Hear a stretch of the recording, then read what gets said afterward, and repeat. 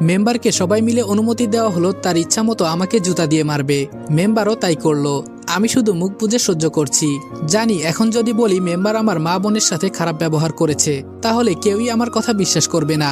আমাকে মারতে মারতে মেম্বার হাঁপিয়ে গেছে। শেষে বলল, কালের ভেতরে আমার টাকা দিবি, কই থেকে দিবি এটা বলতে পারবো না। আর আমার মেয়ের সাথে তোর বিয়ে তো দূরের কথা, তোর মুখটাও দেখতে চাই না আমি, বলে সবাই চলে গেল। আম্মু আর ঈশা কান্না করছে। আম্মু বলল, গরিবের কেউ নাই রে বাবা, বিনা কারণে তোরে মেরে চলে গেল। আমি বললাম, আম্মু আমরা আর এই গ্রামে থাকবো না, এভাবে চললে সবাই আমাদের অপমান করবে। ঈশা বলল, হুম ভাইয়া, আমাদেরকে অনেক বড় হতে হবে। আম্মু বলল, তাহলে তুই এখন কি করতে চাস? আমি বললাম, আমাদের এখান থেকে পালিয়ে যেতে হবে। আমার ভাবতেও খুব কষ্ট হয় মা, নিজের গ্রাম ছেড়ে পালিয়ে যেতে হবে, তাও আবার মা বোনকে নিয়ে। আম্মু বলল, এইটা ছাড়া আমাদের কাছে আর কোনো উপায় নেই। ঈশা বলল, ভাইয়া তাহলে মেম্বারের টাকা দিবি না? আমি বললাম, দিব, তবে আগে আমি নিজে প্রতিষ্ঠিত হয়ে নেই। ঈশা বলল, কিন্তু আমরা কই যাব? আমি বললাম, শহরে যাব, তোর যত দরকারি কাগজপত্র আছে সবগুলো রেডি করে রাখ। ঈশা বলল, ঠিক আছে ভাইয়া। ফোনটা বের করে রাত 11টার 3টা টিকিট কাটলাম। দেখতে দেখতে প্রায় 10টার মতো বেজে গেল।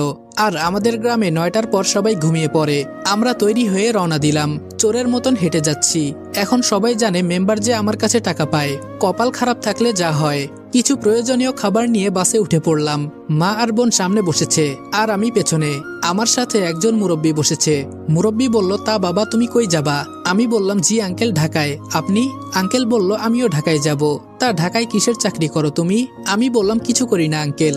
আর কার কাছে যাব, কি করব কিছুই এখনো জানি না। আঙ্কেল বলল, মানে তুমি কি বলতেছো?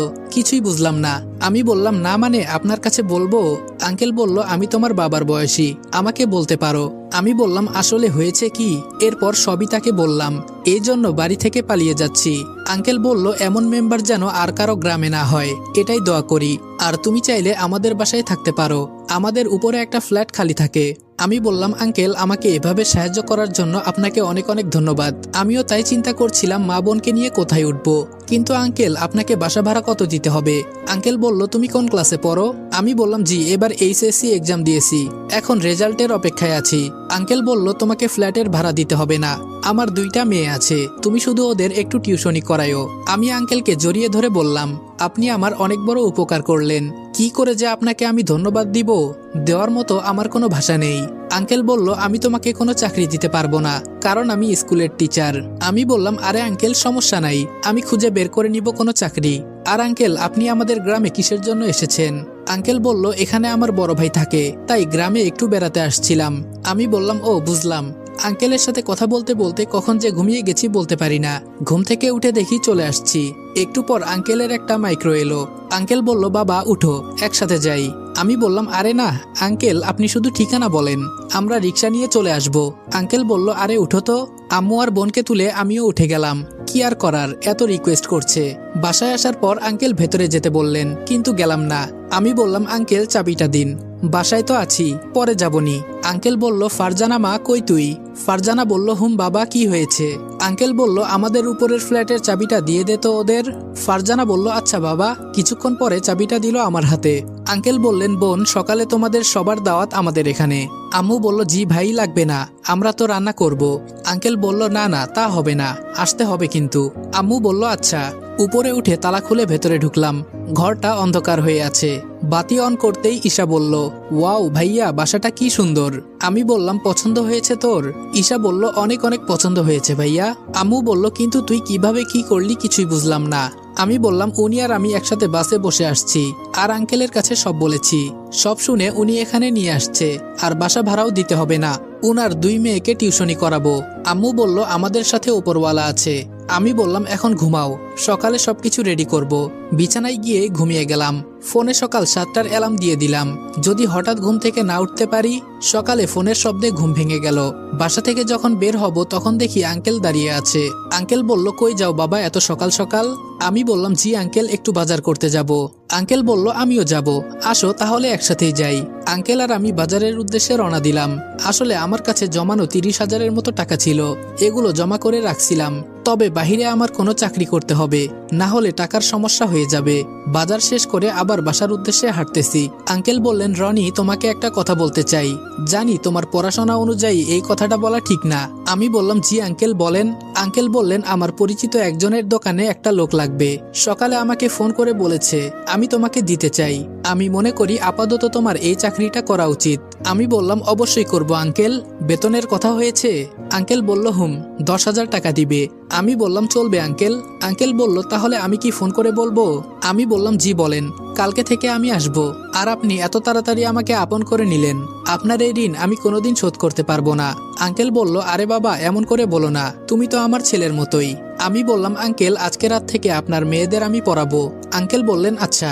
বাসায় এসে আম্মুর কাছে বাজারগুলো দিলাম। আমি বললাম, আম্মু, আমার চাকরি হয়ে গেছে, আর এসবের পিছনে আঙ্কেলের হাত আছে। আম্মু বলল, উনি খুব ভালো মানুষ।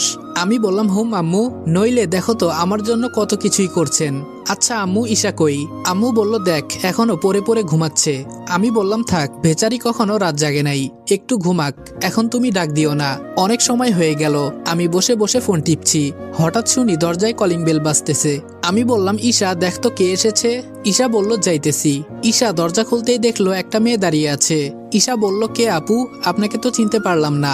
মেয়েটা বলল, জি, আমার নাম মিতু, আমি বাড়িওয়ালার বড় মেয়ে। আমি মনে মনে চিন্তা করছি, যাক বাবা, এ তো দেখি অনেক বড় মেয়ে, তার মানে ফারজানাকে আর মিতুকে পড়াতে হবে। ঈশা বলল, আপু, আমার নাম ঈশা। মিতু বলল, কি আপু আপু বলছো, তুমি তো আমার বড়। ঈশা বলল, না, আপনি আমার থেকে বড়। মিতু বলল, তুমি কোন ক্লাসে পড়ো? ঈশা বলল, কলেজে ভর্তি হব। মিতু বলল, আমি এই বছর এসএসসি দিব, সেই হিসেবে তুমি আমার বড়।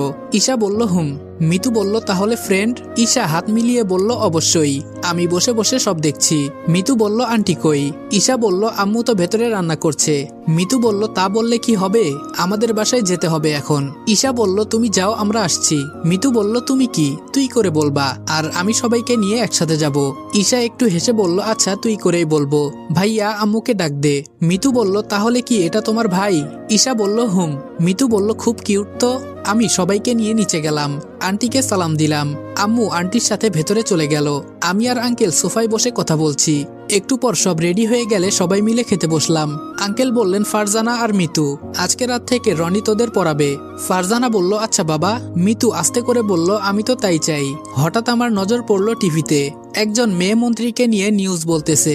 মেয়ে মন্ত্রীর পিক এত সুন্দর দেখে আমার বুকে কেমন জানি ধুকধুক করছে। এত সুন্দর মেয়ে আমি কখনো দেখি নাই। মনে মনে এক বস্তা ক্রাশ খাইলাম। আবার নিজের মাথায় নিজে চাপড় মেরে বললাম, ফালতু চিন্তা করে লাভ নাই, উনি একজন মন্ত্রী, আমাদের মতো সামান্য মানুষ নিয়ে তিনি চিন্তা করবেন না। আঙ্কেল বললেন, টিভিতে নিউজ দেখো, উনি নতুন মন্ত্রী হয়েছে, কিন্তু কয়েকদিন পর সামনে থেকেই দেখতে পারবা, উনি কিছুদিন পর ফারজানাদের স্কুলে আসবে। আমি বললাম, এত অল্প বয়সে মন্ত্রী, বিষয়টা বুঝলাম না। আঙ্কেল বললেন, যারা এসবের পিছনে লেগে থাকে তাদেরই হয়। বড় কথা হলো, তুমি যেটা করতে চাও সেটার পেছনে তোমায় সময় দিতে হবে। আমি বললাম, আঙ্কেল ঠিক কথা বলেছেন। খাবার খেয়ে বাসায় চলে এলাম। আমি বললাম, ঈশা, এইদিকে আয় তো। ঈশা বলল, ভাইয়া বল। আমি বললাম, মিতুর সাথে কথা বলে দেখিস তো, কোন কলেজে ভর্তি হলে তোর ভালো হবে। ঈশা বলল, আচ্ছা ভাইয়া। রাতে পড়ানোর জন্য আঙ্কেলের বাসায় গেলাম। কলিং বেল বাজতেই আন্টি দরজা খুলে দিল। আন্টি বলল, আসছো তুমি বাবা? আমি বললাম, জি আন্টি। আন্টি আমাকে পড়ার ঘর দেখিয়ে দিলেন।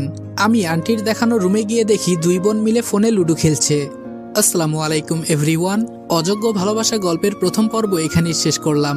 ভিডিওটা ভালো লাগলে লাইক এবং কমেন্ট করে দিও, আর চ্যানেলে নতুন হলে সাবস্ক্রাইব করতে ভুলবে না। তো দেখা হচ্ছে নেক্সট ভিডিওতে। ততক্ষণ ভালো থাকবা, সুস্থ থাকবা। আল্লাহ হাফেজ।